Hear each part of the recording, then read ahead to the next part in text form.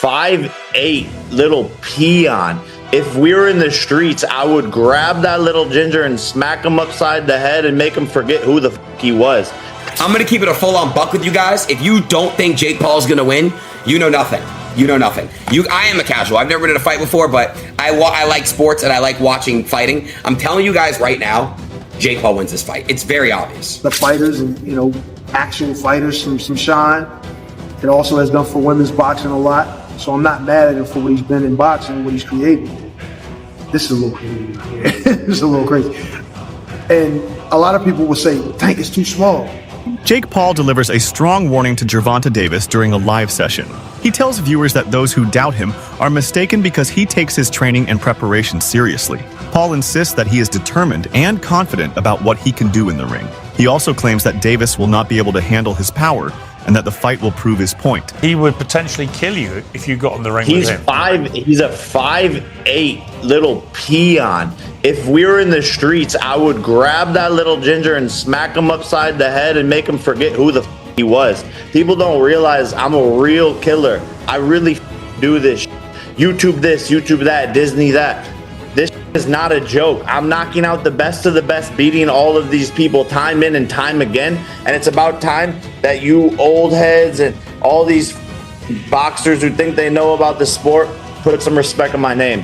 Aiden Ross, a popular streamer, strongly believes Jake Paul will shock the world against Gervonta Davis. In his view, anyone doubting Jake's chances simply does not understand boxing at all. Ross claims that Jake has been improving fight after fight and now has the tools to challenge even a champion-level boxer. He dismisses critics who see Jake as nothing more than a YouTuber-turned-fighter, arguing that Jake has proven himself in the ring already. For Ross, this fight is not about Tank's legacy but about Jake's rise, and he insists Jake's determination and discipline make him a very dangerous opponent. I'm going to be real with you guys. I'm going to be very surprised if Jake's not favored on the sports betting, on sports. Like, all you guys saying and all this shit, do you guys understand that it's all about weight and shit? Like, all right, I'm going to keep it a full-on buck with you guys. If you don't think Jake Paul's going to win, you know nothing. You know nothing. I am a casual. I've never been in a fight before, but I like sports and I like watching fighting. I'm telling you guys right now, Jake Paul wins this fight. It's very obvious, right? It's very, very, very obvious. Gervonta Davis is often criticized not for his skill inside the ring, but for his lack of selling power outside of it. Analysts argue that Davis has struggled to promote fights even within his own division, while Jake Paul and his brother Logan have mastered the art of hype. The Paul brothers are known for turning every event into a spectacle, selling millions of pay-per-views through their charisma and entertainment skills. This is why Jake is making this fight interesting on a global scale. Critics claim Tank's brand is not strong enough to carry such an event without Jake's influence. Tank is not the guy that knows how to sell a fight. Tank cannot sell a fight in his own division. You have the Paul brothers and they come over to boxing. Their idea from day one is we don't have the skills or the experience. What we're gonna do is we'll take on the absolute best guys, but they're gonna spot us some pound. Tank has one job to do, that it doesn't make any difference, that boxing is a real sport. My skills versus your skill, of which I am an abundance of and of which you have none of. Tank is telling anybody that will listen that there's a size problem. My skills and my experience in boxing, I do not have to wonder who's in the bar tonight. Any bar I go to, I rule the bar. No, it turns out that you don't. Just need some big guy to corner you, apparently. Boxing has never stood its ground. Boxing has never been able to explain why Floyd needed a half hour to get rid of a guy who's never boxed before. Tank Davis has already began this. When you choose a dum-dum, don't be surprised when he goes out and acts like a dum-dum. Shakur Stevenson, one of the most technically gifted fighters in boxing, openly criticized Gervonta Davis for taking this matchup.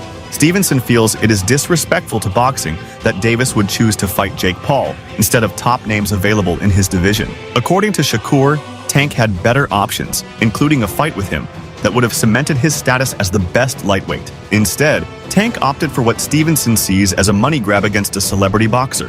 Shakur's frustration reflects a growing concern among purists who want to see real championship matchups instead of crossover spectacles. You got your eye on Tank. What do you think about the rumors of Tank and Jake fighting? Man, Tank disrespectful to the sport if he choose that over fighting with me. I'm the best fighter in the sport. I've been telling him that. And he called cap on it. So if you gonna call cap and say I'm not who I say I am, come prove it. Jake Paul and Gervonta Davis are still in the peak years of their careers. For him, this clash should not be happening at this stage. Oladipo argued that fighters like Floyd Mayweather and Logan Paul staged their exhibition after their best years were behind them, which made sense for entertainment purposes. In his opinion, Davis and Paul both have bigger fights ahead of them and should not waste this period chasing spectacle events. He believes this bout should have been delayed until after their prime years. Whether you agree with it or not, Gervonta is considered the #1 lightweight in the world. And it's a division that includes Shakur Stevenson, a lot of young guns coming up. I'm not any more sure if it's going to include Keyshawn Davis, but it's a hot division. He's considered #1 in that division. Like, that's why I kind of find this a bit, don't know. Like, there are challenges out there for Gervonta. There are big money fights out there for Gervonta. We want to see Gervonta in those fights. Again, I don't know how many fights people want to see AJ in, just to make the AJ Jake Paul comparison. One, as far as I'm concerned, that was Tyson Fury. I don't really have any interest in seeing an AJ in any other more fights. Whereas Gervonta Davis, I wanted and still do want to see him in so many more fights. So, yeah, it's kind of weird.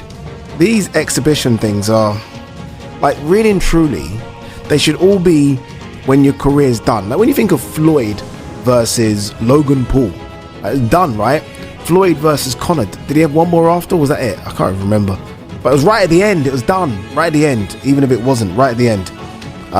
These guys having these exhibition fights in between what is the peak of their career is kind of weird for me. Very, very weird.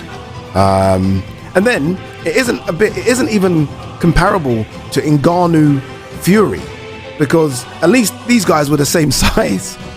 Like, Jake Paul is a 215, 220 pound guy. I don't know what he walks around at.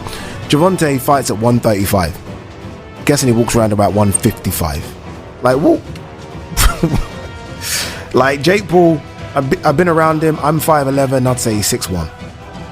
Gervonta, I've been around him, I'd say he's 5'4", 5'5", max. And you know, a lot of these guys wear those big heels.